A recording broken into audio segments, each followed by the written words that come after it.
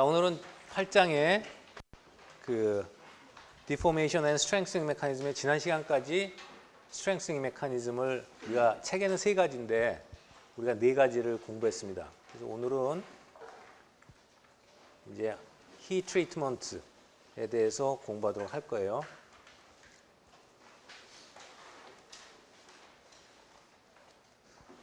그래서 잠깐 다시 한번 보면 그때 말했던 것처럼 우리가 구조재료들은 우리가 가공할 때, 모양을 만들어낼 때는 소프트해야 돼요. 그래야지 가공이 잘 되겠죠. 그다음에 이제 서비스를 할 때는 강해야 돼요. 그래야지 그 하중을 견뎌내겠죠. 처음부터 강하면 가공하기가 어려워요. 그래서 가공할 때는 좀 뭐 덕틸리티가 있다든가 이렇게 연성이 있다든가 하면 좋겠고 서비스는 강했으면 좋겠어요. 자, 이 모양을 만들어내는 것 여러 가지 방법을 나중에 이제 14장에 가서 배우게 됩니다. 근데 우선 크게 보면은 뭐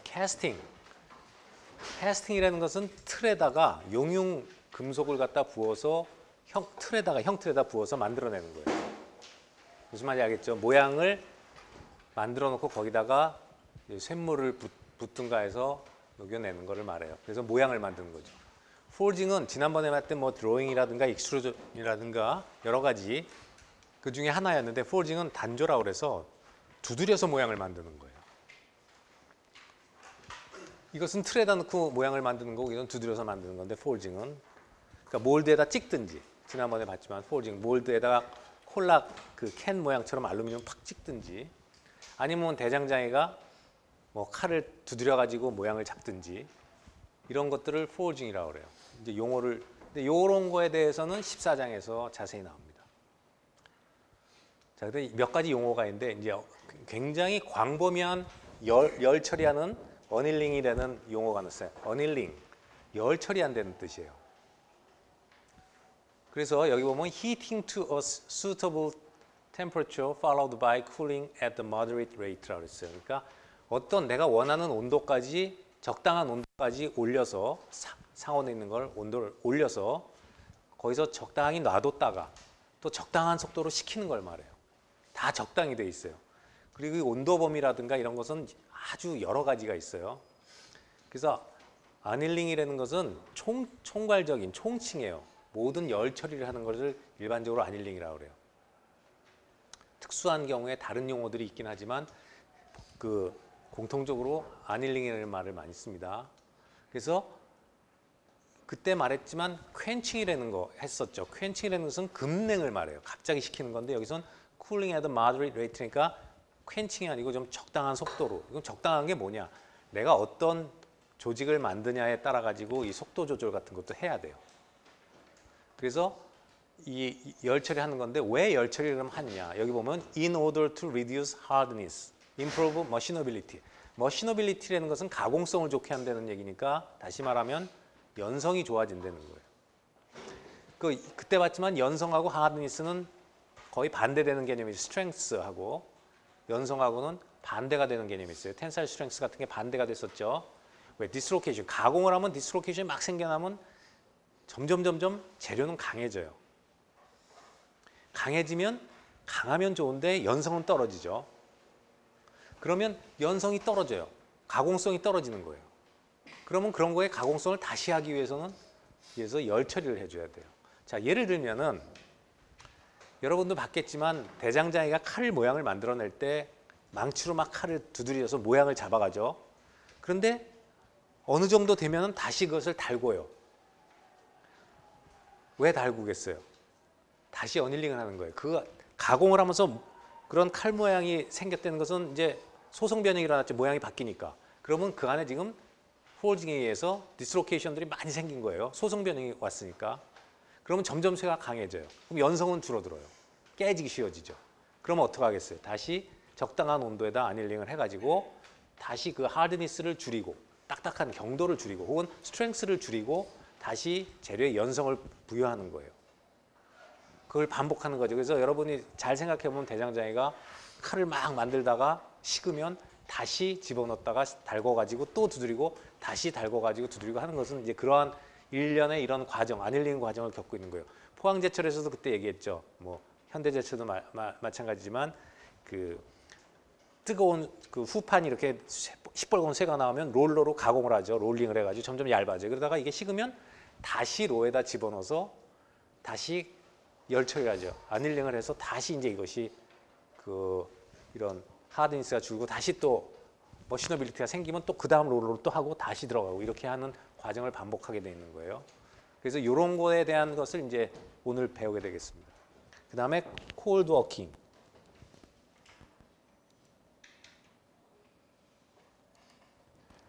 그때 여러 번 얘기했지만 콜드 워킹과 하드 워킹이 있는데 콜드 워킹은 이런 조금 이따 배우는 이런 응력 풀림 현상이 없는 범위에서 가공을 하는 거. 워킹이라는 것은 워크 하드닝 배웠죠? 스트레인 하드닝, 워크 하드닝. 워킹이라는 것은 금속을 가공하는 걸 얘기해요. 그러니까 콜드 워킹은 찬 데서 한다. 그 다음에 하드 워킹은 above recrystallization temperature가 나와 있는데 recrystallization이라는 것은 재결정한데 그게 뭐 하는 것을 배우겠지만 그런 온도 이상에서 가공을 하는 거. 그러니까 쇠가 시뻘겋게 달궈져 있는 데서 막 두드려서 가공하는 것은 하드 워킹이에요. 근데 뭐 상온에서 뭐 이걸 잡아당긴다거나 이렇게 해서 가공하는 것은 예를 들어서 상온에서 철사줄을 옷걸이 모양을 만들기 위해서 휘었다. 이런 것은 콜드 워킹이 돼요. 그럼 요 경계가 어떻게 되냐? 하드 워킹과 콜드 워킹의 그 경계는 0.3tm부터 뭐 0.5tm, 0.6tm, 0.7tm까지 가는 것도 있어요. 알로잉 그러니까 합금이 되면 이게 좀 올라가고 순수한 금속에서는 0.3tm이다. 그래서 0.3에서 보통 0.5tm 사이 재료마다 달라요. 재료마다 달라요. 하지만 정의는 그렇다 하는 겁니다. 그래서 여기 그러면 이제 공부를 해야 되겠는데 여기 보면은 1hour treatment at T 아니에요. 어떤 온도에서 여기 보면 온도축이 나와 있어요. 도C로. 여기는 우리가 보통 생활에서 쓰기 때문에 도C를 쓰지만 아까 말한 하드 워킹과 콜드 워킹 0.3tm, 0.5tm 이런 걸 말할 때는 디그리 켈빈이에요. 켈빈으로 얘기해야 돼요. tm은 0점이고 그때는 그 켈빈 온도인데 여기서는 이제 우리가 실제로 쓰는 온도 100도, 200도, 300도 쭉 있어요. 그러면 여기 보면 TS 값이 있죠. 텐사일 스트렝스. 텐사일 스트렝스 우리가 항상 얘기했지만 대개 수백 메가파스칼 정도에 온다고 그랬어요. 그죠? 수백 메가파스칼에 달하고 있죠. 그다음에 이쪽은 덕틸리티. 덕틸리티의 그 척도는 두 가지가 있는데 퍼센트 엘롱게이션하고 리덕션 오브 에리아가 있었어요. 퍼센트 리덕션 오브 에리아. 근데 여기서는 엘롱게이션을 했죠. 얼만큼 늘어나느냐. 그랬을 때 보면은 자, 어떤 것을 가공하는데 아닐링을 갖다가 200도에서 1시간 했다. 300도에서 1시간 했다. 400도에서 1시간 했다. 이렇게 하면 여기 보면 그 이런 텐사일 스트렝스는 온도가 높은 데서 아닐링을 해주면 떨어지죠. 근데 연성은 어떻게 돼요? 덕틸리티는 온도가 올라가면 올라갈수록 점점 좋아지죠. 즉 어떤 여기서 응력이 걸렸던 재료가 이런 열 처리를 함으로써 응력이 풀린다 하는 얘기. 그럼 결국 응력이라는 것은 그때도 말했지만 디스로케이션이 막 서로 엉켜 있고 이런 건데 막 증식이 돼서 결과적으로 이렇게 된다는 것은 이 안에서 디스로케이션이 막 없어질 거예요. 생겼던 게 온도에 의해서 그런 얘기를 해주고 있어요. 그래서 우리가 이 구간을 보면은 여기 보면 급격히 덕틸리티가 좋아지고 급격히 텐사일 스트렝스 혹은 yield strength는 마찬가지인데 yield strength나 텐사일 스트렝스가 떨어지는 구간이 있죠. 이 구간은 우리가 recrystallization 구간이라고 그래요.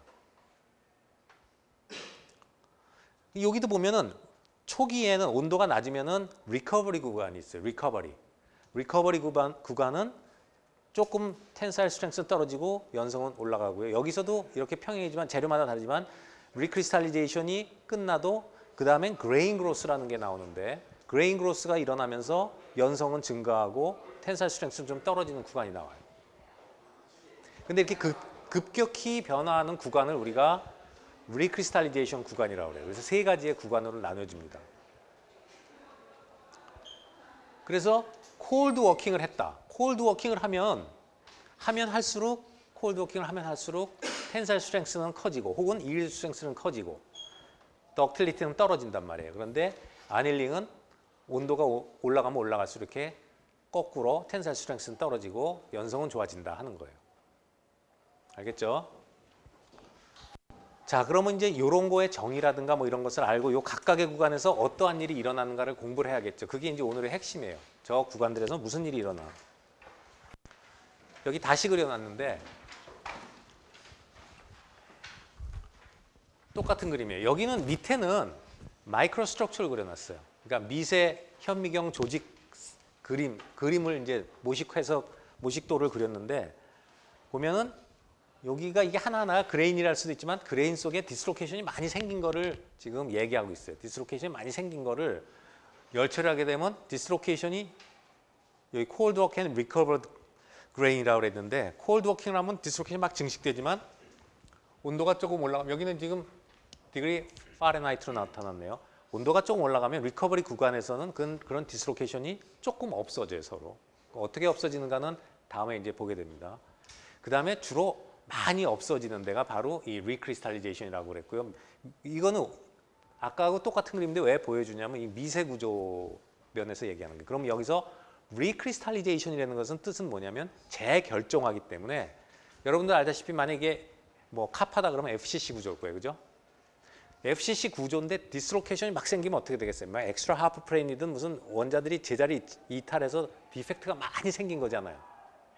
그런데 리크리스탈리제이션이다. 재결정하다는 그렇게 막 지저분하게 막 원자들이 막 이탈해 가 있는 게 막 서로 꼬이고 이런 데서 원래 고유의 카파의 FCC가 새로 생겨나는 거예요.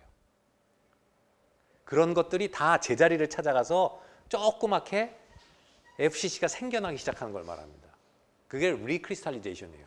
크리스탈이 생긴 거예요, 결정이. 물론 여기도 디스로케이션이니까 이때는 얘기는 크리스탈이죠. 크리스탈인데 워낙 디스로케이션이 많다 보면 막 무질서해지겠죠. 그 원자의 배치가. 그런 데서 깨끗한 그 FCC 결정이 생겨나는 걸 우리가 리크리스탈리제이션이라고 그래요. 그래서 그런 현상이 일어납니다.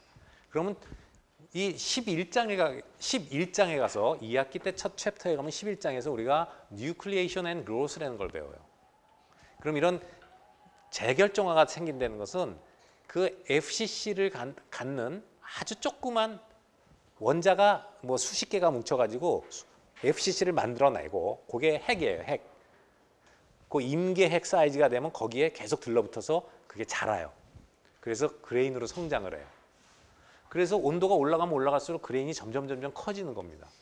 그래서 그레인 그로스 영역, 여기서는 리크리스탈리제이션이 일어나고 그레인 그로스에서는 여기서 생겼던 그레인들이 점점 숫자는 줄어들면서 그레인 사이즈는 커지는 걸 얘기해요. 자, 이제 이런 것들에 대한 얘기는 조금 이따 한번 저희다 그림을 그려가면서 우리가 같이 생각해 볼 거예요. 자, 이런 거에 이제 구동력이 뭐고 한 거는 이제 차체로 배우고요. 그러면 첫 번째 구간에 온도, 어닐링 템퍼러처가 낮을 때 그때 리커버리 현상에 대해서 한번 공부를 해봅시다. 잠깐만요. 여기 나오니까. 그 리커버리라는 것은 디스로케이션이 리커버리 구간에서는 서로 소멸되기 시작해요. 근데 어떤 이유로 소멸되는가? 가장 간단한 것이 그때도 봤지만 그때 프랭크 리들리 소스에서도 보여줬지만 서로 반대 부호의 디스로케이션이 만나면은 없어지겠죠. 파지티브 디스로케이션과 네거티브가 만나면 없어지겠죠. 예를 들면은 이런 거예요. 여기서 보면은 파지티브하고 네거티브가 서로 이렇게 뭐 와 있는데 이렇게 이제 디스로케이션이 두 개가 있다고 하지만 이런데 이제 공간들이 있잖아요. 여기 요만큼의 만약에 원자들이 제자리에 와서 끼어들면 이거 완벽한 하나의 크리스탈 플레인이 되죠. 근데 아주 낮은 온도에서는 원자들의 이동 속도가 작지만 확산 속도가 작지만 온도를 조금 주게 되면은 아무래도 이런 원자들이 익스포넨셜하게 확산 속도가 빨라지죠. 그러니까 이런 것들이 이런 데로 들어오면은 이게 완벽한 크리스탈이 되면 디스로케이션 두 개가 없어질 수 있죠. 물론 이렇게 만약에 슬립 플레인이 같아가지고 움직이다가 딱 만나면 그냥 없어질 수도 있어요. 그죠? 근데 슬립 플레인이 좀 이게 111면이고 이게 111면이라고 합시다. 그럼 이쪽으로 지나가는 것도 있고 이쪽에 있는 것도 있죠. 그래서 네거티브, 파지티브도 있을 수 있어요. 그런데 이럴 때 이렇게 두 개가 만나면 애나힐레이션이라는 것은 두 개가 상쇄돼서 없어진다는 얘기인데 디스로케이션 덴시티가 없어져요. 그래서 이렇게 원자들이 이런 데 들어와서 이렇게 없어지는 방법도 있고, 또 하나는 예를 들어서 디스로케이션이 이렇게 이게 가야 되는데 이게 걸렸다. 여기 만약에 네거티브 디스로케이션이 있다고 하면 여기 디스로케이션 있으면 이게 가서 네거티브하고 만나면은 두 개가 여기 이제 포지티브가 있고 여기 네거티브 여기 네거티브가 하나 있어요. 네거티브가 있으면 여기 포지티브 하나가 오면은 두 개가 없어지죠. 근데 이 포지티브 디스로케이션이 있는데 여기 옵스타클이 있어가지고 여기 이제 어떤 장애물이 있으면 여기서 스트레스 필드가 컴프레시브를 밀어낼 거 아니에요. 엑스트라 하프프레임이 같이 있으면 이런 것 때문에 그러면 이런 스트레인 필드 때문에 이게 못 올 수 있죠. 그런데 그러면 여기를 끊고 가는 거죠. 이게 원자가 빠져나가 버리면 디스로케이션이 클라임이라고 그래서 디스로케이션 클라임이라고 그래요. 바위로 올라간다는 뜻이죠. 암벽 등반한다는 뜻이죠.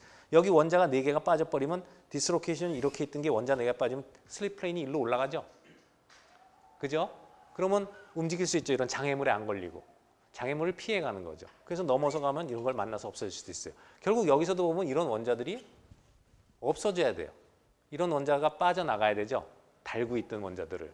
근데 이런 게 없어지려면 역시 액티베이션 배리어를 넘어야 되니까 열 에너지가 필요해요. 그 정도의 최소한의 열을 주는 구간이 리커버리 구간이에요.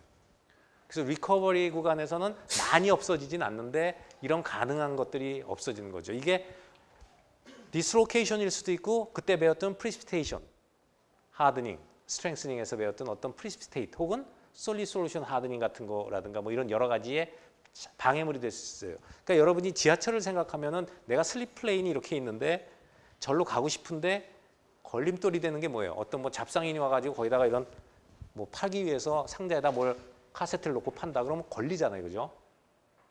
근데 만약에 내가 둥 떠서 간다면 갈 수 있죠. 이렇게 몇 개를 끊고 위로 떠서 간다면 갈 수도 있는 거 아니에요? 그러니까 그러한 거를 얘기해요. 그러려면 이런 원자들이 확산을 해야 되는데 이런 확산에 대한 에너지를 요 아주 낮지만 그 어닐링 템퍼처에서 얻어서 이런 것들이 서로 없어지는 걸 우리가 리커버리라고 그래요. 리커버리.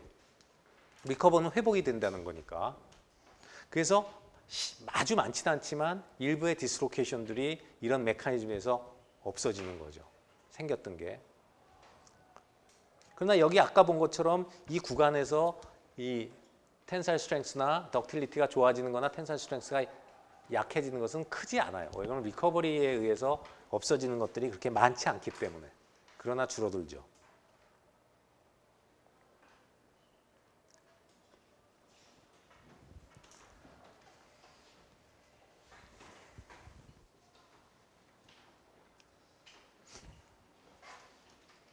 여기서도 보면은 이제 폴리크리스탈린 아연인데 시그마 입실론 그 스트레스 스트레인 커브예요.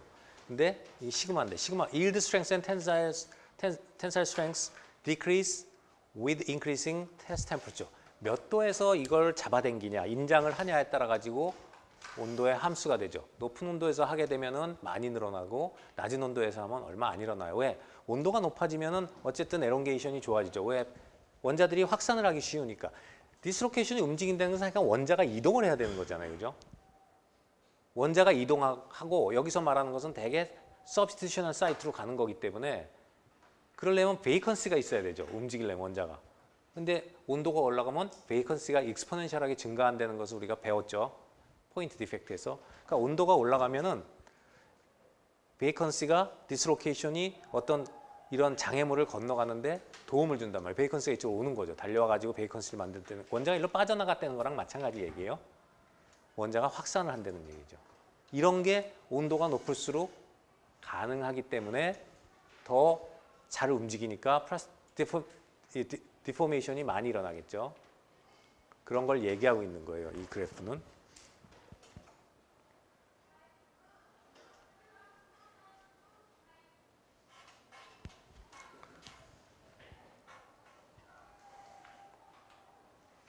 여기 보면은 이제 그러면 리크리스탈리제이션 범위는 나와 있는데 그렇다고 리커버리에서 리크리스탈리제이션으로 넘어가는 범위라든가 리크리스탈리제이션에서 다시 그레인 그로스로 넘어가는 범위는 그건 명확하진 않아요. 어디냐 그럼 뭐 프로 텐사일 스트렝스가 낮아진 데부터가 이런 거냐 하는 것은 그건 명확하지 않아요.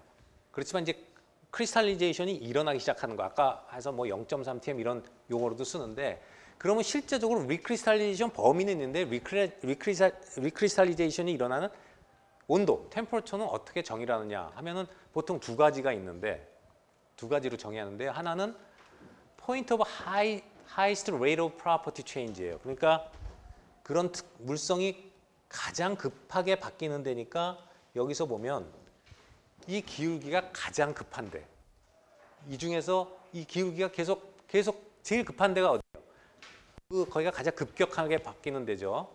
그래서 이 기울기가 급한데 그 온도를 우리가 리크리스탈리제이션 범위 중에서도 리크리스탈리제이션이 일어난 템퍼처다라고 정의를 하는 경우가 있고 아니면은 한 시간을 열 처리를 해서 이런 온도에서 1시간씩 열 처리를 해서 예를 들어서 1시간 열 처리를 했는데 이게 다 뭐 결정화가 100%가 일어났다. 그러면 그 온도를 1시간입니다. 기준이. 그러니까 어떤 온도에서 1시간 해보고 1시간 해보고 1시간 해보고 1시간 했는데 어떤 온도에서 1시간 했더니 결정화가 다 됐다. 그러면 그 온도를 결정화 온도, 그러니까 재결정화 온도로 잡는 경우도 있어요. 그래서 여기 보면 두 가지 경우가 point of highest rate of property change or temperature at which the crystallization reaches completion in 1 hour. 재결정화가 1시간 안에 1시간 동안 열 처리했을 때 다 일어나는 온도나 이렇게 두 가지로 잡아요. 근데 이게 그렇게 뭐 크리티컬하지가 않아요. 그리고 이게 그렇게 이 정의는 이렇게 하지만 재료의 뭐 조성이라든가 뭐마다 다 틀리기 때문에 하지만 정의는 이렇게 잡는다. 그래서 아까 말한 것처럼 그 리크리스탈리제이션 템퍼처는 융점하고 관계가 되는데 0.3에서 뭐 아까는 0.5, 0.7 나면 보통 책에 0.3에서 0.6 TM.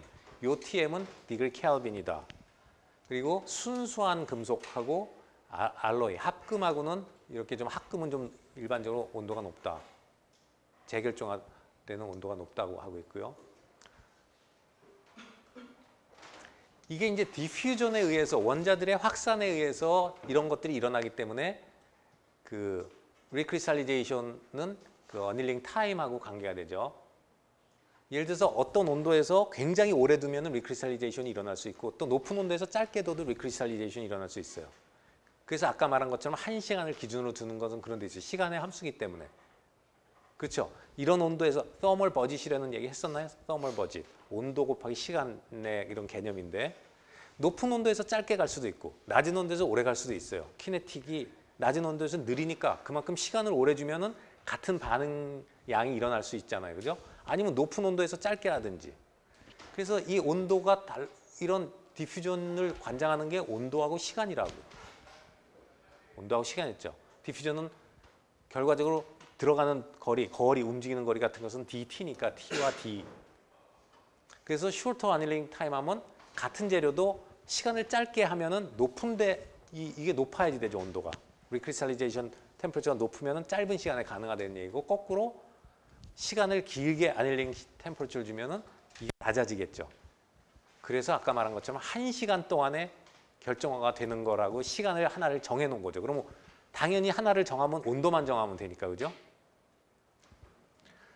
그 다음에 콜드 워킹을 많이 하면은 리크리스탈리제이션 템퍼처가 낮아진다 하는 얘기예요. 그러니까 스트레인 하드닝이 많이 되죠. 콜드 워킹을 한다는 얘기는 스트레인 하드닝이 많이, 디스로켓이 많이 증식이 됐어요. 그러면 낮아진다. 자, 이제 요거 갖고 조금 여기다 그림 그려서 얘기할 겁니다. 그 다음에 순수한 금속은 이 그레인 바운더리 같은 거에서 움직이기가 쉬워요. 근데 만약에 알로잉 같은 걸 하면은 거기 세그리게이션 같은 것들이 그레인 바운더리 같은데 에너지가 높기 때문에 우리가 집어넣은 파티클, 고용된 파티클들이 그런 데 가서 끼어 있죠. 그러면 어려워요. 아무래도 장애물이 있으니까. 그래서 온도가 높아져요. 뭐 그런 얘기들이 나와 있는데 여기서 이제 그때 한번 이걸 봐요. 뭘 그리는지 보고 한번 여러분이 맞춰보세요.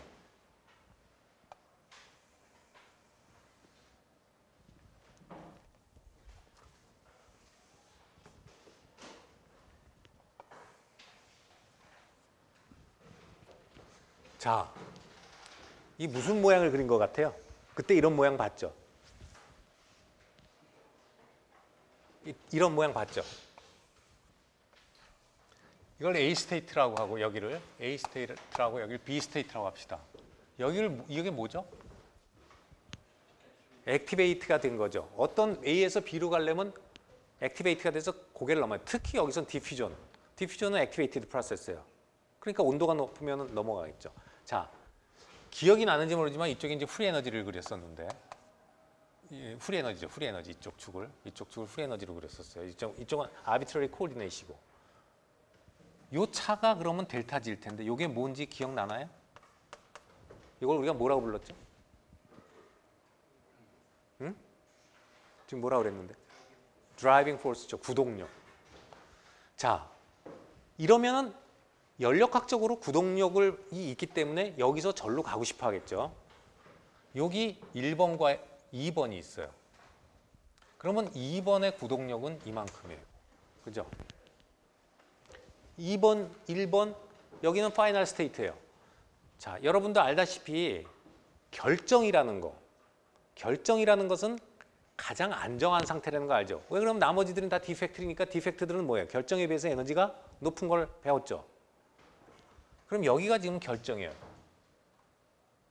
그럼 재결정화됐다. 결정이 된단 말이에요. 이게 결정 크리스탈이에요. 원래도 결정이었기 때문에 재결정이라는 말을 쓰는 거예요. 원래도 폴리크리스탈 있죠? 금속이 폴리크리스탈이잖아요. 처음에 폴리크리스탈 다결정인데 그것들이 디스로케이션이 많이 생겼지만 결정은 결정이죠. 원래가. 디펙트들이 많이 생겼을지 결정 자체잖아요. 그죠? 그래서 여기다 그냥 결정을 쓰지 않고 재결정이라는 말을 쓰는 것은 결정이 다시 결정이 되는 거예요. 근데 봐요. 디스로케이션이 많은 재료하고 1번이 디스로케이션이 적은 재료하고 어떤 게 1번이고 어떤 게 2번일까요? 자, 이게 디스로케이션이 많고 이게 디스로케이션이 적어요. 어떤 게 1번일까요? 이 둘 중에 이거가 1번일까요? 이게 2번일까요? 이게 1번이죠. 왜? 불안하지 않아요. 결정에 원래는 만약에 디스로케이션이 없었다면 여기하고 똑같아야 되겠죠? 근데 이만큼 차이가 난다는 건 뭐예요? 그만큼 불안하다는 거예요. 왜 불안해요? 디스로케이션 때문에 엑스트라 에너지가 생긴 거예요. 디스로케이션 하나가 있으면 에너지가 생긴 거 그때도 봤지만 뭐 탄성 에너지도 있고 뭐 여러 가지 에너지가 있단 말이에요. 그렇죠? 레질리언스라는 거 배웠죠? 에너지가 있어요. 이게 커요. 자, 이래요. 자, 그러면 여러분이 이제 디스로케이션이 이거 많은 재료가 1번이고 디스로케이션이 적은 재료가 2번이에요. 그럼 디스로케이션은 어떻게 해서 만들어지죠? 스트레인 하드닝. 워킹을 하면은 가공을 하면은 점점 많아지는 거죠. 그죠? 자, 그러면 가공을 이걸 많이 했을 거 아니에요. 그럼 디스로케이션 많이 생겼겠죠. 만약 같은 재료였다면. 그죠? 자, 그러면 여러분은 이렇게 봤을 때 이거를 열을 줬어요. 그래서 리크리스탈리제이션을 시켜요. 자, 그러면 재결정이 될 때 이게 잘 되겠어요? 이게 잘 되겠어요? 어떤 게 재결정이 잘 되려고 할까요? 그죠? 1번이 잘 되려고 합니다. 왜? 드라이빙 포스가 커요. 가고 싶어하는 욕구가 더 크죠. 이게 1번, 이게 2번이니까. 그렇죠? 그래서 디스로케이션이 많으면 결정화가 더 잘 됩니다. 저기 아까 나왔죠? 퍼센트 콜드 워킹이 크면 리크리스탈리제이션 템퍼처가 낮아진다. 이해가 되나요, 이제? 더 낮은 온도에서 된다. 아니면 같은 온도라면 훨씬 빨리 되겠죠. T가 짧아지겠죠. 이해가 되죠? 오케이? 그러면 이 그림을 그때 한번 소개해 줬던 게 이제 여러 가지로 쓰이는데요. 여기다 놔두고 일단 이제 저걸 이해했단 말입니다. 그럼 요거 그대로 놔두고 조금 이따 한번 봅시다. 이게 얼만큼 유용하게 쓰이는지. 그래서 여기 리크리스탈리제이션을 보면은요. 여기 new crystals are formed that have a small dislocation density, a small constant cold crystals. 결과적으로 여기 보면 굉장히 디스로케이션 덴시티가 낮은 그러한 그게 생긴다 그래서 하나도 없을 수도 있겠지만 대개는 디펙트는 조금씩 갖고 있으니까 그때도 아주 케어풀리 잘 만들더라도 10의 5승 정도가 센티미터당 제곱 센티미터당 있는 거 봤죠? 잘 만들더라도 디스로케이션들이 있긴 있는데 지금 여기서 뭐 10에 뭐 12승 막 9승, 10승, 12승 있던 게 10에 5승으로 뚝 떨어진단 말이에요. 재결정화되면서. 어쨌든 굉장히 스몰 덴스, 그러니까 디스로케이션 덴시티가 낮은 그러한 재결정이 생긴다. 아주 작은 것들이. 그래서 consume cold worked crystal, cold working 된 크리스탈을 잡아먹어가면서 새로 결정이 생긴다 그래서 재결정이라는 말을 쓴다 그랬어요. 그죠? 알겠죠? 왜 재결정인지. 그리고 리크리스탈리제이션이에요. 원래 크리스탈이었어요. 그런데 디포음드 크리스탈이죠. 많이 변형이 된 크리스탈이에요. 그래서 디스로케이션이 많이 생겼어요. 그러면 그놈이 다시 돼요. 왜? 온도를 줬을 때 이렇게 점점 불안하면은 이 액티베이션 배려가 낮아지는 거죠. 이거보다 이게 불안하기 때문에 반응하기가 쉽죠. 보이죠? 그래서 여기 보면은 굉장히 빠른 시간에 일어나는데 이제 33%의 콜드 워킹, 냉간 가공을 한 브라스예요. 카파 징크 합금이에요. 여기 보면 3초 되니까 이 시꺼먼 것들이 여기 잘 안 보이지만 이 시꺼먼 거에 줄 막 간 것들이 이런 게 디스로케이션들입니다. 디스로케이션들이 막 증식이 돼가지고 지금 시꺼멓게 보이는 거예요. 아주 엄청 많아지니까 이게 그냥 이런 디스로케이션을 엉킨 게 시꺼멓게 보이는 거예요. 근데 여기서 보면은 점점 허연 부분이 막 나오죠. 그건 디스로케이션을 잡아먹고 새로 재결정화가 되는 거예요. 이거 580도에서 했네요. 580도에서 3초. 그 다음에 더하면 여기 보면 이 잘 자란 것들이 다 이게 요거 아까하고 여기 모양이 다를 텐데 여기서 까만 거는 디스로케이션 덩어리가 아니라 그레인의 그 다른 이렇게 그레인의 면들이 다르기 때문에 이렇게 까맣고 하얗게 보이는 거예요. 조그만 그레인들이 자잘한 것들이 많이 생긴 거예요. 여기 아직 안 생겼어요. 그 다음에 시간을 더하니까 이제 막 생겨나기 시작하죠. 다. 그래서 전체적으로 여기보다 보면은 그림을 보면은 여기보다 이게 조금씩 그레인 사이즈가 좀 커지는 것도 볼 수가 있어요. 그래서 여기 보면 all cold work crystals are consumed. 그러니까 여기서는 결정이 다 됐다는 얘기를 하고 있어요. 결정이 다 됐다. 자, 다음에 이제 세 번째. 그래서 리크리스탈리제이션 영역을 얘기했는데 실제로요. 여러분이 생각을 해보세요. 이 드라이빙 포스라는 게 구동력이에요. 내가 글로 가고 싶어하는 욕망이죠. 항상 이 구동력은 뭘로 따지냐면 연력학으로 따진다고 그랬어요. 내가 일로 갈까 안 갈까는 연력학이에요. 그러니까 델타 G가 이쪽에 나중 스테이트에서 처음 스테이트 빼면 마이너스죠. 낮아진다니까 일로 가려고 하는 거예요.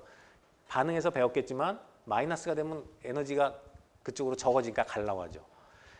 이게 작다. 즉 디스로케이션이 많이 없다. 그러면 재결정화가 아예 안 일어납니다. 디스로케이션이 있는데 양이 많지 않으면 구동력이 없어요. 왜냐면 얘가 에너지 상태가 물론 여기보다 결정보다는 높긴 하지만 그래도 웬만큼 안정하기 때문에 이걸 넘지 못하는 거죠. 그래서 어떤 경우에 냉간 가공을 하더라도 엄청 많이 그리고 균일하게 모든 그레인에 균일하게 소성 가공이 다 돼 있으면은 재결정화가 여기저기서 다 일어나요. 근데 이 소성 가공이 적게 됐거나 하면은 적은 그레인이 특별히 적은 그레인이 있거나 그러면 그런 데는 디스로케이션이 있음에도 불구하고 재결정화가 안 일어나요. 왜? 이 드라이빙 포스가 약하기 때문에. 그래서 오히려 재결정화를 만들기 위해서는 디스로케이션을 많이 균일하게 만들어줘야 돼요. 그래야지 균일하게 여러 군데 모든 데서 재결정화가 일어나요. 무슨 말인지 알겠죠? 아까도 요 앞에서 그림 보면은 좀 디스로케이션이 처음에 적었던 부분은 이런 부분은 나중에 재결정화가 되잖아요. 여기도 아직 남아 있죠. 드라이빙 포스가 작기 때문에 그래요. 나중에. 만약에 온도를 더 낮춰서 하면 이런 데서 안 될 수도 있어요. 지금 580도에서 했으니까 됐지만. 온도가 낮다는 얘기는 이런 상태에서 580도면 이런 데서도 이걸 넘었다는 얘기인데 온도가 낮아지면 안 갈 수도 있다고. 그래서 오히려 아주 심하게 디스톨트되나 심하게 가공을 했다는 얘기는요. 에너지가 굉장히 높아졌다는 겁니다. 그죠? 디펙트가 많다는 얘기예요. 그러니까 굉장히 불안하다는 얘기예요. 그러니까 조금만 해도 쉽게 넘어가는 거죠. 안정한 대로 찾아가게 되는 거죠. 자, 세 번째는 그레인 그로스예요. 그래서 조금 전에 봤지만 뭐 몇 초 하면은 브라스 경우에 모든 범위에서 다시 재결정화가 돼서 FCC의 구조를 갖는, 물론 디스로케이션을 포함하고 있지만 콜드 워킹 했을 때 그 많은 덴시티보다는 훨씬 낮은 덴시티를 갖는 디스로케이션들이 생긴 재결정들이 이제 생겨났어요. 그러면 3단계 그레인 그로스는 뭐냐? 3단계는 보면은 여기 이제 온도가 낮은 데서부터 점점 높아지는데 이 온도에서 이제 다 그레인들이 됐어요. 이건 어닐링 온도니까 위에는. 그리고 여기가 아까 이 기울기가 제일 큰 걸로 하든지 아니면 뭐 이게 만약에 1시간 동안 한 그림이라면 만약에 이것이 이 커브가 이런 온도에서 각각 1시간씩 해서 그렸다면 뭐 이 부분이 거의 다 되는데 이 부분이 TR이 되겠죠. 1시간 그걸 쓰면. 혹은 기울기가 가장 급격한 데를 보면 여기가 될 거예요. 리크리스탈리즈 템퍼처가. 자, 어쨌든 여기 크리스탈리제이션이 이렇게 일어났는데 그럼 그레인 그로스는 뭐냐? 요 하나하나를 우리가 그레인이라고 부르죠. 결정들이니까. 그래서 이걸 우리가 폴리크리스탈이라고 그러죠. 그런데 그레인 그로스면은 그레인이 자라나는 겁니다. 자, 그러면 이 그림으로 와서 또 똑같은 얘기를 하는 거예요. 자, 저기서 봤을 때 여기하고 여기를 보면은 여기하고 여기를 보면 무슨 차이가 있는 거예요? 저기도 디펙트가 있죠. 저긴 디펙트가 뭡니까? 여기 이제 재결정화가 돼서 디스로케이션이 있지만 그건 무시하면 여기서는 어떤 결함이 있죠, 지금? 무슨 결함이 있어요, 여기에? 단결정에 비해서 뭐가 있잖아요. 결함 배웠죠? 결함에서 뭐 배웠어요? 그레인 바운더리 에너지 배웠잖아요. 결함 맞죠? 면결함. 그죠? 2D 디펙트잖아요. 자, 여기에서 이렇게 갈래는 구동력은 결국 뭐겠어요, 그럼? 왜 일로 가려고 할까요? 그레인이 왜 커지려고 하죠? 여러분 알다시피 유리판 위에 뭐 자동차 유리 같은 데 이렇게 비가 왔을 때 물방울이 2개 조그만 게 있는데 손으로 툭 밀면 어떻게 2개가 살짝 밀어주면 하나로 되죠? 왜 하나로 됩니까? 뭘 줄이려고 하는 거죠? 표면 에너지를 줄이려고 하는 거죠. 그레인 바운더리가 뭐예요? 액세스 에너지잖아요. 그러니까 그레인이 작은 그레인이 이렇게 있어요. 자, 다시 이제 요번에 이걸 2번이라고 합시다. 큰 그레인이 있어요. 이걸 1번이라고 합시다. 요거하고 좀 혼동되네. 그러면 역시 작은 그레인보다는 큰 그레인이 안정하죠. 왜? 표면에 그레인 바운더리가 없으니까 이런 2D 디펙트가 작으니까. 그럼 이 2개를 그려보면 역시 2번 스테이트가 불안하고 1번 스테이트가 안정할 거예요. 그래야 안 그래요? 여기가 큰 그레인, 여기가 작은 그레인이겠죠. 그레인 바운더리들이 많으니까. 그래서 이것들은 뭐냐?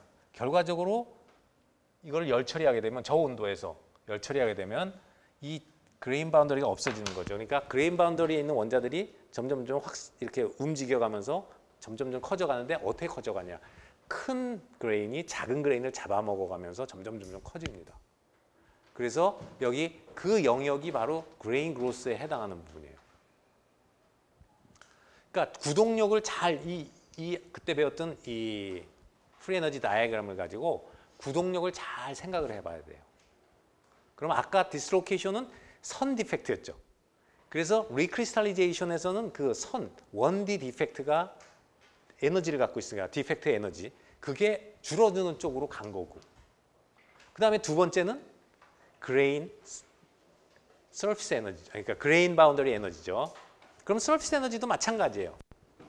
여러분이 나중에 가서 14장 가서 배우겠지만 공정에서 똑같은 얘기가 나와요. 14장에서 배웠는데 여러분이 도자기 알죠? 도자기. 도자기 아주 고운 진흙으로 빚는 거 알죠? 왜 고운 진흙이 꼭 필요할까요? 보면은 숲이라고 그래서 그 흙을 갖다가 물에다 가라앉혀가지고 아주 그 뻘처럼 또 굵은 건 밑에 가라앉으니까 버리고 위에 거 뜨고 해가지고 아주 밀가루보다 고운 흙들을 골라서 그걸로 도자기를 빚어가지고 구워요. 왜 그렇게 할까요? 그냥 굵은 것 쓰면 안 될까요? 더 모양 만들기가 어렵나? 왜 꼭 가는 걸 쓸까요? 얇은 걸, 아주 가는 고운 입자를 일부러. 왜 표면적이 커야 되죠, 그럼?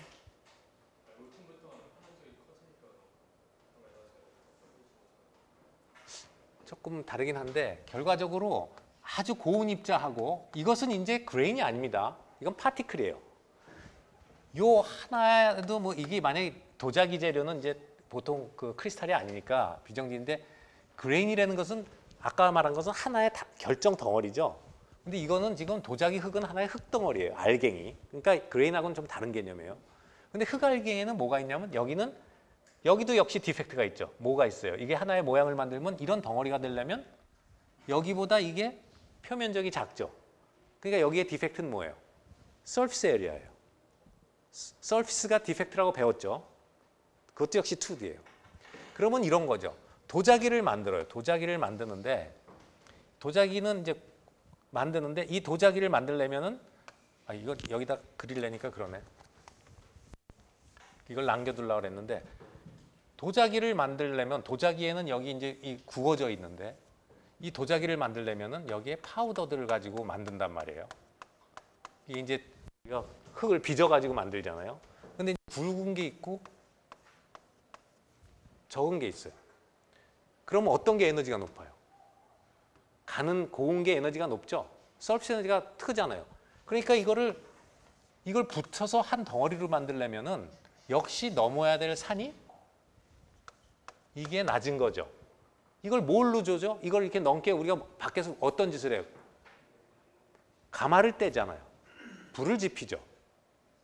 그죠? 그 가마에서 굽는 거 봤죠? 도자기.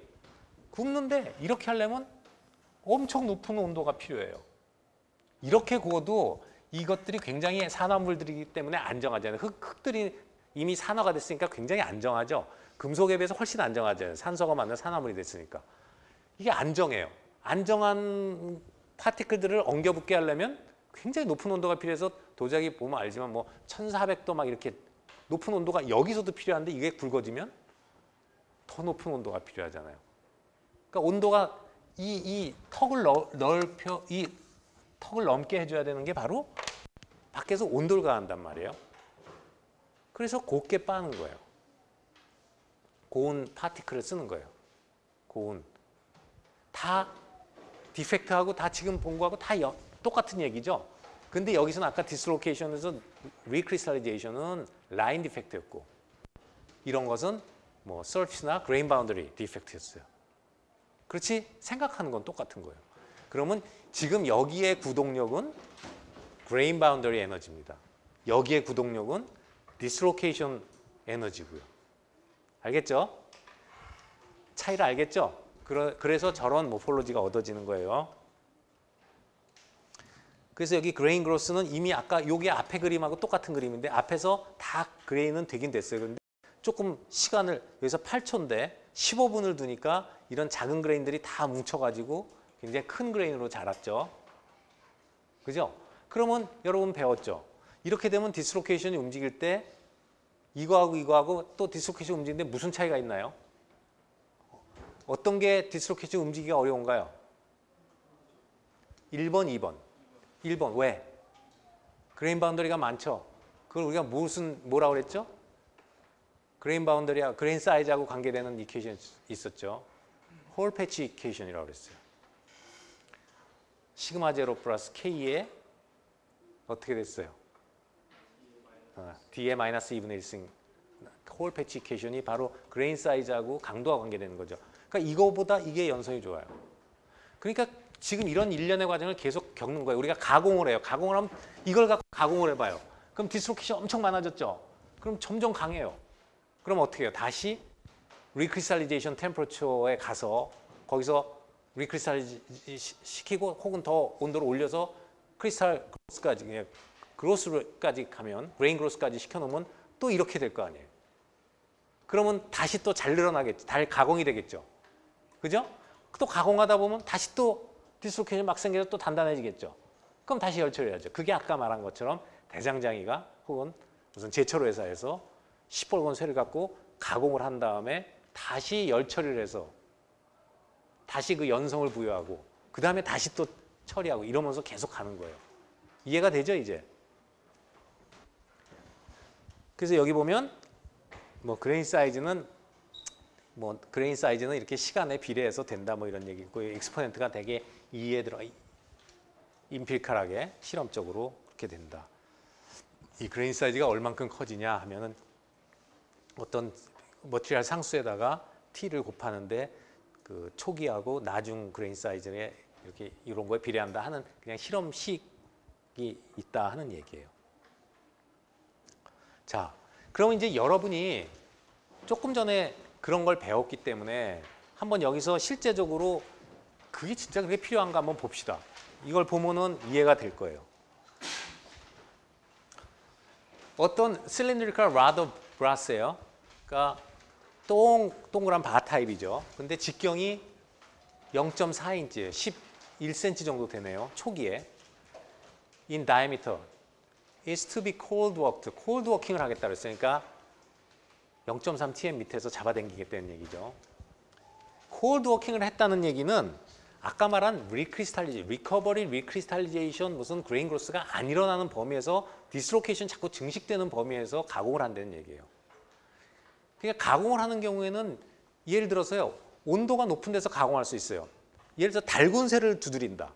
시뻘건 쇠를 두드린다 하는 얘기는 뭐예요? 온도가 높은 상태죠. 거기서 두드리고 있으면 늘어나면서 그 안에서 무슨 일이 생겨요? 디스로케이션이 생기면서 한편은 또 뭐 그래서 온도에 따라서 리크리스탈리제이션이 생기면서 막 또 늘어나면서 생기면서 그 온도가 맞으면 그러니까 그게 아까 말한 하드워킹이에요. 그런 온도 구간에서 가공하는 걸 우리가 하드워킹이라고 그래요. 하드워킹이라는 것은 리크리스탈리제이션이 일어나는 범위 안에서 가공을 하는 걸 말해요. 그죠? 그러면 저런 일들이 한쪽으로 소성 변형이 일어나면서 한쪽으로는 또 디스로케이션 생긴 게 막 없어지고 뭐 재결정이 생기고 막 이런단 말이에요. 근데 냉간, 그러니까 냉간 아변이라든지 뭐 하여간 냉연, 그 0.3이나 0.5 tm 밑에서 한다는 얘기는 그렇게 재결정화나 그레인 그로스나 뭐 이런 거 없이 그냥 계속 디스로케이션만 증식된다는 얘기예요. 뭐 예를 들어 상온에서 당기거나 하는 거예요. 드로잉, 잡아 당기는 거예요. 철사처럼 이렇게 잡아 당겨서 늘리는 거예요. The circular cross section will be maintained during deformation. 그러니까 둥그란 것은 그대로 유니폼하게 동그랗게 줄어들지 뭐 타원으로 쭈그러들지 않는다 그런 얘기고요. Cold work tensile strength in excess. 그러니까 cold work tensile strength in excess of 55,000 psi and a ductility that least design. 그래서 그렇게 가공을 했어요. 그러니까 예를 들어서 1cm짜리 그 브라스를요. 회사에서 공장에서 잡아당겨 가지고 드로잉을 해 가지고요. 드로잉을 해서 이걸 예를 들어서 철물점에 갖다 파는 거예요. 그럼 철물점에서 그걸 사간 사람이 어떤 특성을 원하냐면 이런 특성을 원하는 거예요. 사가는 사람이 이렇게를 원하는 거예요. 5,500 psi 혹은 380 메가파스칼 이상의 텐사일 스트렝스와 15% 이상의 엘롱게이션이 되는 그런 걸 사가고 싶어 하는 거예요. 그 다음에 파이널 다이미터는 0.3이 되게 맞춰줘야 돼요. 자, 0.4인치 그러니까 10cm짜리를 7.6mm로 공장에서 잡아당겨서 콜드워킹을 해서 갖다가 가게에다 팔고 싶은 거예요. 근데 사가는 사람의 입장에서는 380과 15%가 그걸 갖고 가서 그 사람도 잡아당기고 더 느릴 때 이렇게 돼야 된다는 얘기예요. 그렇게 해달라는 거예요. 어떻게 하면 되겠냐. 이 그림으로 보면 처음에 0.4짜리를 다이미터 0.3으로 만들고 싶어 하는 거죠. 그래서 이렇게 한다고 봅시다. 그러면 아까 콜드워킹을 얼만큼 에리아 오브 리덕션으로 보면 에리아 오브 리덕션을 A0는 이거 그때 배웠으니까 퍼센트를 보면 약 43.8%를 가공을 해야 돼. 콜드워킹을. 43.8%를 가공하면 다이아미터가 이렇게 줄어들어요. 그죠? 다이아몬드를 저렇게 줄여야 되니까 0.3에 맞춰 달랬으니까 43% 가공이 가능한가를 보자고요. 그래서 테이블에 가서 보니까 여기 카파 이건 순수한 동, 여긴 브라스 지금 보는 브라스, 여기 이제 1040 스틸, 강 이렇게 이제 세 가지가 나온 테이블에 가서 보는데 우리는 브라스를 봐야겠죠. 주황색 선을 봐야 돼요. 보니까 48% 가공을 하면은요 브라스를 44% 정도를 하니까 어때요? yield strength는 420 나와요. 그죠? 이거 왜 이렇게 커지는지 알겠죠? 스트레인 하드닝 봤죠? 스트레인 하드닝이 있으니까. 그 다음에 콜드 워킹을 이만큼 했을 때 텐사일 스트렝스 TS가 540. 우리가 지금 원하는 건 380이었죠. 540이니까 380 이상 나오죠. 이렇게 해서 갖다 주면. 그 다음에 여기 보니까 엘롱게이션은 얼마냐? 43% 하면은 아이고 여기 보니까 어디야? 엘롱게이션은 6%밖에 안 돼요. 15% 엘롱게이션을 해야 되는데 안 돼요. 그러니까 끊어져 버린다는 거 아니에요? 그렇게 한 번에 쭉 잡아당겨서 43.8%를 가공하려고 그러니까 잘라져 버리잖아요. 안 되잖아요. 그죠? 그래서 이거 이렇게 하기 위해서 요거는 되고 요거는 뭐 지금 우리가 주어진 조건 아닌데 380보다 크니까 되는데 15% 맞춰달라는데 안 된다는 거죠. 그래서 어떻게 해야 되느냐? 그럼 간단한 거죠. 아까 보세요. 우리가 어떤 거를 잡아당기는데 이만큼 하려니까 안 늘어나잖아요. 그만큼. 그럼 어떻게 해요? 반쯤 느리고 다시 열 처리를 해서 또 반쯤 느리고 이런 식으로 두 번에 나눠 해야겠죠. 당연히. 한 번에 안 되니까. 처음 상태로 다시 만들어준 다음에 또 한 번 하면 될 거 아니에요. 그죠? 반쯤 느린 거를 다시 처음으로 만들어서 또 만들면 되잖아요. 그래서 여기 보면 380을 맞춰달라는데 380이 되려면 이 테이블에서 읽어보니까 380이 되는 데가 약 12% 콜드 워킹 하면 380이 되더라. 그러니까 이거 이상 콜드 워킹을 해줘야 되죠. 그래야지 그만큼 강도가 나오겠죠. 그 다음에 15% 이하를 하려면 15% 이하면 적어도 이걸 넘어가면 15%가 안 되니까 27% 이상을 콜드 워킹을 하면 안 된다는 거죠. 그러면 15% 이하로 떨어지니까. 그러면 우리는 이 두 조건, 콜드 워킹의 범위가 12하고 27% 사이에 들어오게 해야 돼요. 저걸 넘어가서 아까 43.8% 하니까 이거는 됐는데 이게 안 됐었죠. 그럼 이 안에 아무거나 잡는데 우리는 여기서 두 사이에서 20% 정도를 잡아보자 이거죠. 그래서 20%를 잡아서 하니까 그러면 마지막에 20%를 해야 되니까 한 번이 0.4인치였고요. 그 다음에 마지막이 0.3인치인데 여기서 요거를 갖다가 20% 하기로 했으면 요 단면이 얼마냐 하는 걸 구할 수가 있겠죠. 그걸 구하는 거예요. 마지막에 결국은 저걸 만들어야 되니까 마지막에 20%만 하려고 하는 거예요. 20%를 하려고 그러니까 그 중간에 면적이 얼마냐니까 0.335인치. 요게 0.335인치면 여기서 0.3인치로 하는데 가공이 20%가 된다 이거죠. 콜드 워킹을. 그건 단면적 계산하면 되니까. 이렇게만 만들어주면 될 거 아니에요. 저만큼.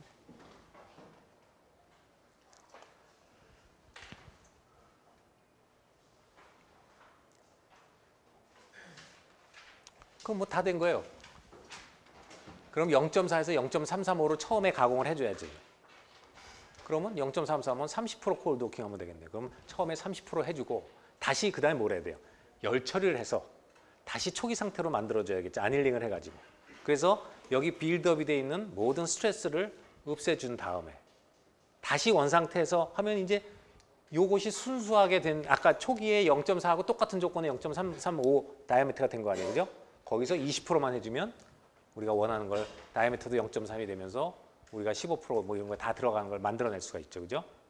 이렇게 해야 된다는 거예요. 그러니까 결과적으로는 아까 말한 것처럼 뭐 알고 하든 모르고 하든 대장장애가 여러 번 넣었다 뺐다 하면서 하는 것은 다 이런 거를 하면서 감으로 하는 거죠. 이제 좀 색깔이 좀 시뻘 같은 게 좀 한다 그러면은 다시 달궈가지고 두드리고 달궈가지고 두드리고 그렇게 해서 모양이 어느 정도 잡아진 다음에는 또 나중에 그 11장 가서 배우겠지만 말텐사이트 트랜스포머를 지금 좀 강하게 만들기 위해서 이제 나중에 이제 물에다 확 담그고 하면서 모양이 잡혀지면 거기서 이제 조직을 만들어 나가는 거예요. 그다음에 이제 그 대장장이가 막 이렇게 때리는 거는 똑같아요. 밀가루 반죽할 때 여러분이 칼국수집 유명한 집 가면은 그 반죽에 그게 있잖아요. 노하우가 뭡니까? 쫄깃쫄깃하다는 거. 이게 쫄깃쫄깃하다는 게 연성이 좋은 거거든요. 잘 늘어나는 거. 그런 건 숙성도 하지만 숙성하고 하는 거 다 마찬가지로 속에 있는 기포를 빼내야 돼요. 공기. 근데 밀가루를 이렇게 반을 접으면 공기가 들어가잖아요. 자꾸 치대는 거는 공기를 빼내는 거예요. 마찬가지로 쇠도 처음에 나오는 쇠는 캐스팅해서 이렇게 덩어리로 나오잖아요. 그러니까 속에다 어떤 틀에다가 부어서 이런 뭐 막대기 모양을 붙든 하여간 부어서 어떤 막대기 모양이 나온단 말이에요. 그러면 캐스팅에 그때 약점을 배웠죠. 캐스팅을 하면 어떻게 돼요? 공냉을 하니까 바퀴 먼저 형성이 되면서 부피가 줄으니까 고치가 되면 안에 크랙 같은 게 생긴다고 그랬죠. 캐비티나 3차원 결함 같은 게 생긴다고 그때 얘기해 줬어요. 그러니까 속에 그런 아무것도 없는 빈 공간들이 있는 거예요. 그러면 어떻게 해요? 깨지거든요. 그러니까 그거를 없애려면 밀가루도 쳐대서 공기를 빼내잖아요. 그럼 쇠도 똑같이 쳐대는 거예요. 그래서 빼내는 거예요. 그런데 그냥 치면 깨지죠. 그럼 어떻게 해요? 달궈가지고 때리는 거예요. 그래서 대장장이가 자꾸 명장이 그 명검을 만들기 위해서는 굉장히 오랫동안 때리고 하는 거는 그런 거예요. 거기서 자꾸 빼내고 또 조직도 균일화되고 그런 사람들이 하는 거 보면 그냥 하는 게 아니라 막 때린 다음에 다시 달궈가지고 이 쇠를 또 반으로 또 접어서 또 때리고 밀가루도 반 접어서 또 때리고 왜 짜장면 하는 사람들이 또 접고 해서 계속 찰지게 하잖아요. 그런 식으로 한다고 계속. 그러니까 명검을 하나 만들기 위해서 그렇게 오랫동안 가공을 해야 되는 거예요. 여기 다 노하우. 그 사람들은 과학을 모르고 하지만 과학이 우리가 이제 사이언스를 찾아낸 거죠. 근데 옛날에 사람들은 그런 걸 하나도 모르고 한 거예요. 그러니까 도자기 같은 것도 조금 뭐 도자기 같은 것도요. 그냥 간단히 얘기하면 그 고려청자 그렇게 비색을 나타내고 비싸고 좋다고 하는데 그럼 현대 과학이 이렇게 발전을 했는데 왜 도자기를 똑같이 고려청자를 계속 못 만들어내요? 이천에 가면 무슨 해강용 그래가지고 그런 사람들이 유명한 사람들이 도자기 색깔을 그 고려청자 색깔을 만들어내요. 그래도 옛날 것만큼 은은하지 않다 그러잖아요. 그럼 그 사람들이 몇십 년 동안 현대에 뭐 모든 게 다 있는데 현대에서 나오는 도자기들의 그 유약 색깔은 화학약품으로 많이 내요. 그러니까 옛날 도자편 깨진 것들을 분석을 하면은 여러 가지 뭐 스펙트로스코피 같은 데서 아 여기에는 뭐 철분이 들어가 있다. 여기는 무슨 성분이 몇 프로 있다 이런 게 나와요. 그러면 그걸 화학약품으로 섞어서 유약 만들면 그 색깔이 나와야 돼요. 근데 안 나와요. 그래서 옛날 그런 연구하는 사람들은 옛날 고서를 보면은 뭐 고려시대 때처럼 고려시대 때 예서 무슨 어디 전라도 해남에서 청자 땅을 파니까 청자편이 많이 나왔다 그러면 생각을 하는 거죠. 아 옛날에 여기 가마터가 있었나 보다. 그러면 고려시대에 문헌을 읽어요. 그 동네에 뭐가 많았나. 옛날에 화학약품 없었죠. 그러면 옛날에 뭐 써요? 천연 재료를 쓸 거 아니에요. 그 동네에서만 나는. 아 이 동네는 떡갈나무가 많다. 그럼 떡갈나무를 태워서 그 재를 써보고 그러면서 색깔을 찾아내는 거예요. 왜? 화학 분석을 해봤자 ppm 뭐 100만 분의 1 아니면 무슨 1000만 분의 1 이하가 되는 아주 미세한 성분들은 안 나와요.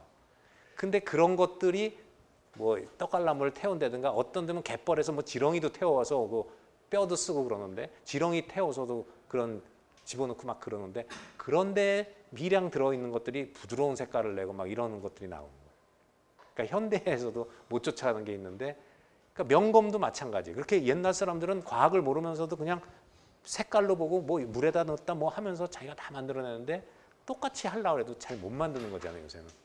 근데 그 사람들은 과학을 알고 하는 게 아니라 경험으로 하는 거였잖아요. 근데 과학이 이렇게 발전했어도 그걸 못 따라잡는 경우가 있는 거죠. 자, 오늘은 서머리는 뭐 간단히 마지막에 읽으면 dislocation of primary in metals and alloys. 그러니까 결국 이게 금속이나 알로이는 다결정이라는 거고 strengths는 dislocation motion이 어려워지면 강도는 올라간다. 그래서 그때 strengthening mechanism의 grain size strengthening, 그 다음에 solid solution strengthening, precipitation strengthening, 그 다음에 이것은 strain hardening, 그죠? strain hardening. 그 다음에 이런 dislocation이 파일업되거나 이러면서 생긴 응력들은 히팅, 아닐링을 통해 가지고 우리가 리커버리 구간이라든가 아니면 주로 재결정하거나 아니면 더 올라가서 그레인 그로스 구간을 통해 가지고 다시 생긴 디스로케이션을 없애면서 연성을 다시 올려준다 하는 거를 이 챕터에서 배웠어요. 알겠어요? 네. 자, 오늘 수고했고 다음 주에는 이제 그 9장 프랙처 파괴에 대해서 공부하도록 하겠습니다. 자, 수고했습니다.